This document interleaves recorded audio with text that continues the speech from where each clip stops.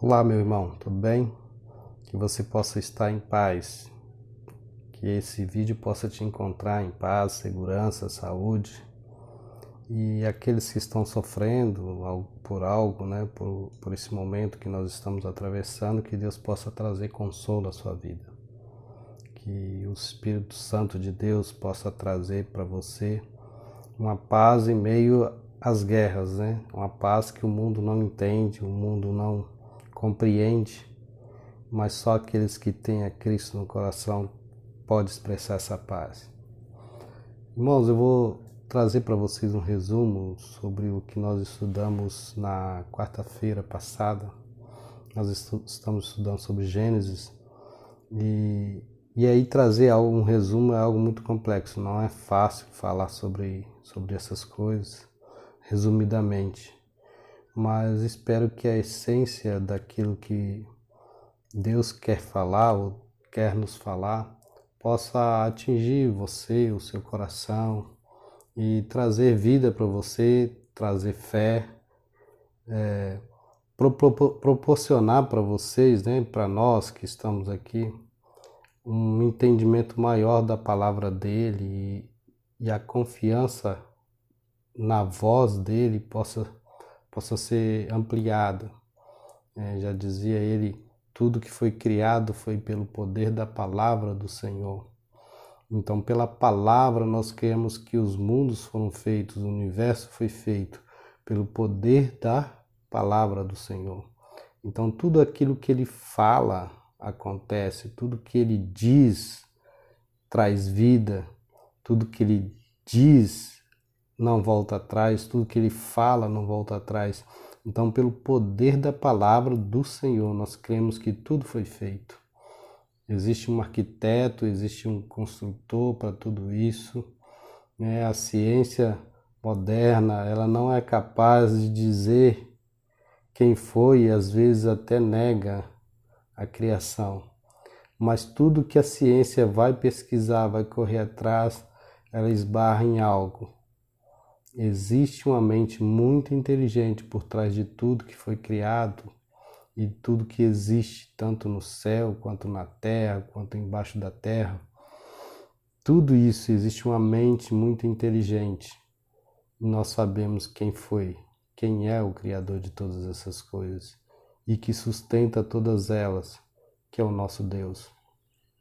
Gênesis capítulo 1, na última vez a gente falou um pouco, eu não vou adentrar nos detalhes, mas o fato é que existe pelo menos duas teorias dentro do cristianismo, pelo menos duas, né? Existe até mais, existe uma terceira aí que eles falam do design inteligente, que por trás de tudo que foi criado existe uma mente brilhante, alguém que fez isso, que iniciou. Então o design inteligente ele tem essa ideia, mas ele para por aí, ele não avança muito. Mas existe o criacionismo, né, tradicional, em que diz que a Terra, o universo, tudo foi criado em 7 dias, em 6 dias, e no sétimo o Senhor descansou, e são dias literais. Esse é um entendimento tradicional de que a Terra foi criada com essa concepção, o mundo foi criado, as estrelas foi criado com essa concepção. E existe essa outra teoria que eu estou, na verdade, dando uma ênfase maior nela porque ela é mais complexa. É onde, na verdade, tudo que Deus faz por propósito. Haja visto que entende-se que por dispensação, né? Ainda se fala sobre dispensação, nós estamos vivendo dispensação da graça. Existe a dispensação, por exemplo, da lei, onde foi criada a lei. Então, o que Deus faz, ele tem um propósito por trás daquilo que ele faz. E enquanto esse propósito não é alcançado, esse tempo decorrido pode ser um tempo de 1000 anos, 2000 anos, 3000 anos. Ele para Deus não significa nada. Mas quando o propósito dele termina, ele então vai para um próximo propósito. Esse tempo aí pode ser de milhares de anos. Por isso que essa teoria do gap que a gente está falando agora é uma teoria que não se prende a um tempo de 24 horas. Então essa teoria ela tem uma certa convergência para a teoria do dispensacionalismo. Ou seja, quando Deus fala assim, olha, haja luz, ele comanda, a voz dele comanda algo. E esse algo, enquanto ele não acontece em toda a sua essência e completude, a próxima etapa não acontece. Foi quando Deus disse, olha, haja separação entre águas. O segundo dia, separação entre águas e céus.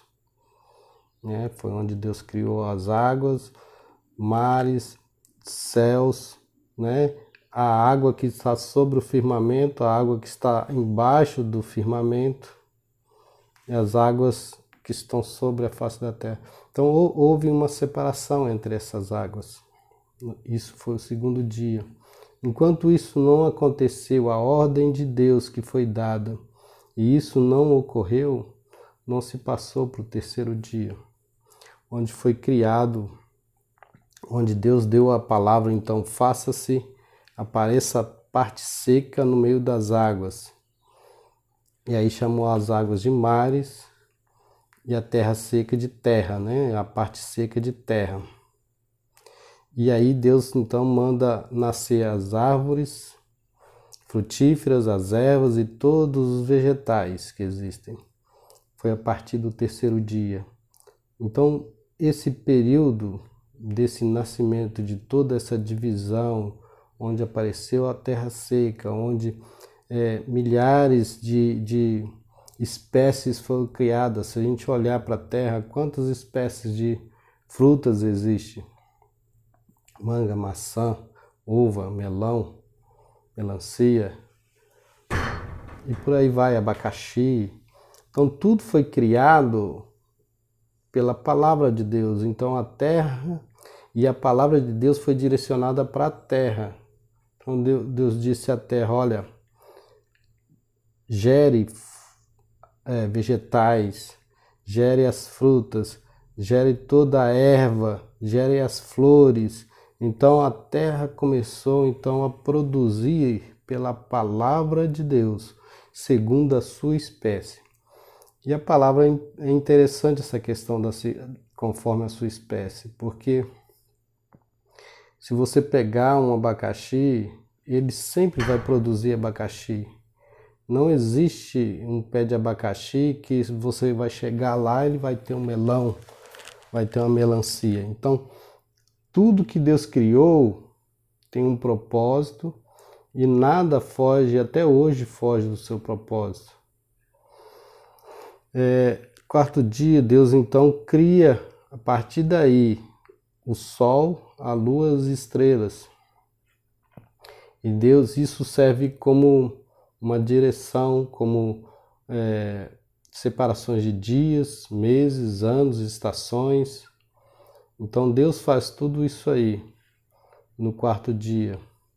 E veja, é interessante que lá no início, quando Deus fala assim, olha, criou a primeira coisa, o primeiro dia, foi o primeiro dia, ainda não existia o sol e a lua para dar a direção de dia de 24 horas. Isso foi criado no quarto dia. No quinto dia, Deus cria então os animais aquáticos e aves. E é interessante que tudo que Deus faz, ele olha para aquilo e fala assim, eis que tudo isso foi bom.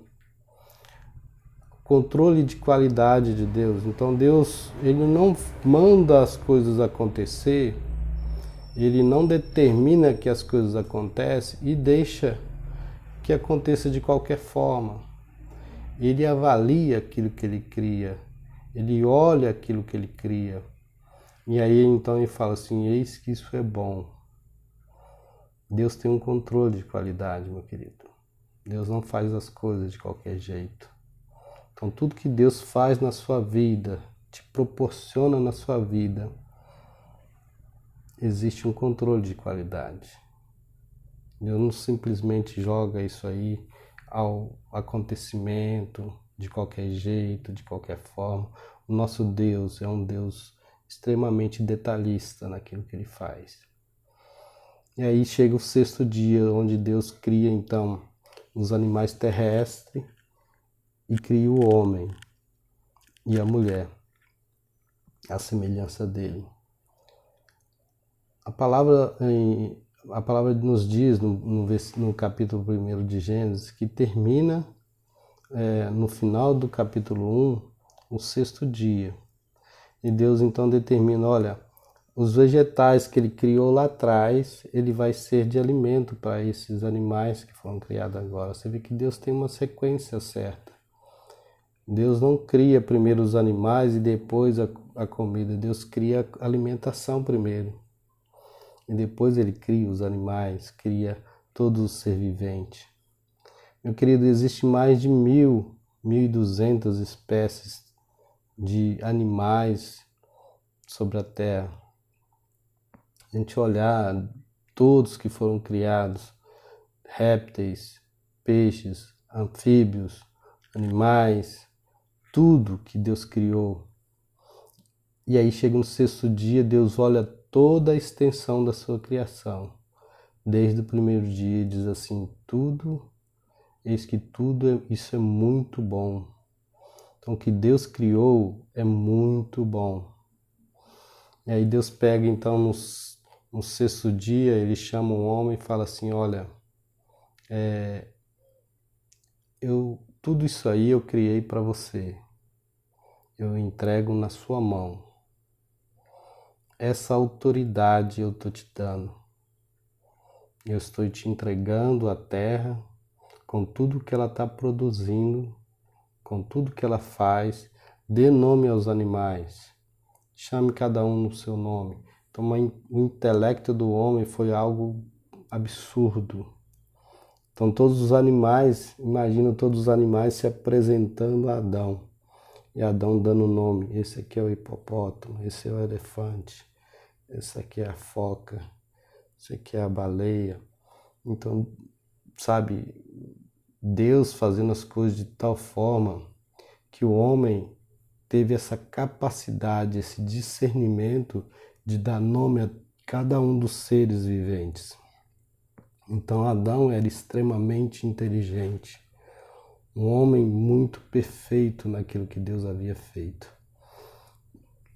Depois nós vamos entrar em detalhes sobre a criação do homem.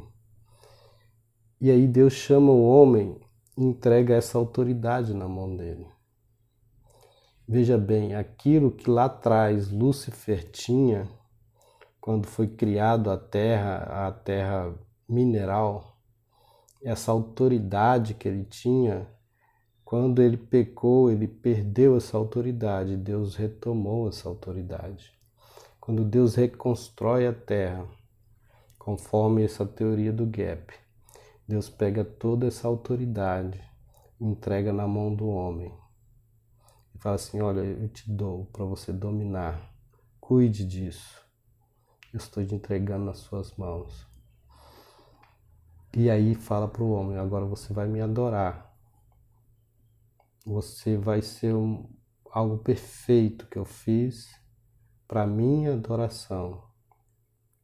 E aí entregou essa capacidade do homem de enxergar a Deus e adorar a Deus, sabe? Depois nós vamos entrar na questão da queda do homem. Mas Deus fez um homem com tamanha perfeição e com uma autoridade muito grande. E lá na queda do homem, a gente pode ver que essa autoridade que Deus tinha dado para ele entrega de volta na mão de Satanás. Toda a autoridade que o homem tinha, quando ele peca, ele perde essa autoridade. Só que Jesus, na cruz do Calvário, ele pagou o preço. E essa autoridade que Satanás havia usurpado, tomado da mão dos homens, Jesus Cristo, ele toma na cruz do Calvário. E essa autoridade falou assim, olha, depois dele ressurreto, ele falou assim, toda a autoridade foi me dada nos céus e na terra e embaixo da terra. E essa autoridade eu dou a quem eu quiser. E nós, como igrejas do Senhor, nós recebemos de volta essa autoridade. Então entenda que Deus fez algo muito precioso na morte de Cristo na cruz do Calvário. Ele nos devolveu, primeiro ele nos perdoou, ele pagou o preço pela nossa salvação e nos devolveu de volta a autoridade que Satanás tinha usurpado lá atrás. Isso é muito grandioso, isso é muito precioso, essa palavra. É muito, muito. Nós, como cristãos, nós temos que entender esse propósito de Deus de nos devolver aquilo que Satanás tinha roubado. Vou terminar por aqui, que o Senhor possa completar essa palavra. Pense nela, analise essa palavra, a criação, como Deus fez, a perfeição de todas as coisas, e você vai entender a grandeza do Deus que nós servimos. Que o Senhor possa abençoar a sua vida, abençoar a sua família, te dar uma semana abençoada, um final de semana abençoado, tá? Que os propósitos do Senhor possam cumprir na sua vida, que os desejos do Senhor possam ser cumpridos na sua família. Sabe, quando Deus diz assim, olha, que meus pensamentos a respeito de vós são pensamentos de bem, não de mal. Sabe, o que Deus está querendo dizer para nós é que aquilo que Ele pensa de nós é muito maior do que aquilo que nós pedimos, do que nós pensamos, do que nós temos a capacidade de analisar. Deus tem o melhor para nós. Que o Senhor possa abençoar a sua vida, a sua família, a sua casa, e que os planos dele possam ser cumpridos na sua vida, em nome de Jesus. Amém.